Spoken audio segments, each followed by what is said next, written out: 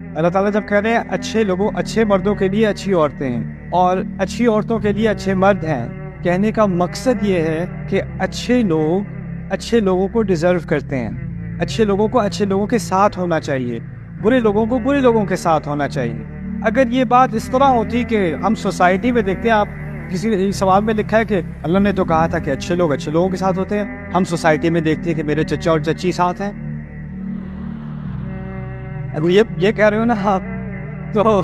میں کہوں گا فرعون اور آسیہ بھی تو ساتھ ہیں، نوح اور ان کی بیوی بھی تو ساتھ ہیں، لوط اور ان کی بیوی بھی۔ اب قرآن میں ہی دیکھ لو، تو اگر جس طرح سے آپ اس کو سمجھ رہے ہو یہ واقعی ہوتا تو پھر وہ قصے تو ان کی کوئی سینس ہی نہ بنتی۔ بات کبھی کہی جاتی ہے دس از وائی بلاغہ is important but it's also called communication psychology, sometimes you speak in factual terms. جیسے آپ کی مدر یا آپ کو کبھی دھمکی دیتی ہے تم اس کے گھر نہیں جا رہی،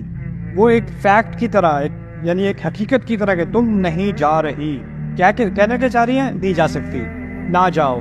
لیکن کہا ایسے جیسے یہ تو حقیقت ہے، یہ تو بدلے گی نہیں۔ اسی طرح قرآن نے کہا ہے یہ اتنی اہم چیز ہے، اچھے لوگوں کو اچھے مردوں کو اچھی بیوی ڈھونڈنی چاہیے، اچھی بیویوں کو اچھے شوہر ڈھونڈنے چاہیے، اور گندے لوگ ایک دوسرے کو ڈیزرو کرتے ہیں۔ اور یہ ایک پرنسپل بتا دیا قرآن نے کہ ایسا ہونا چاہیے، تو سوسائٹی کو ایسا بناؤ کہ ایسے لوگ جو اچھے ہوں وہ ایک دوسرے کو ڈھونڈ سکیں۔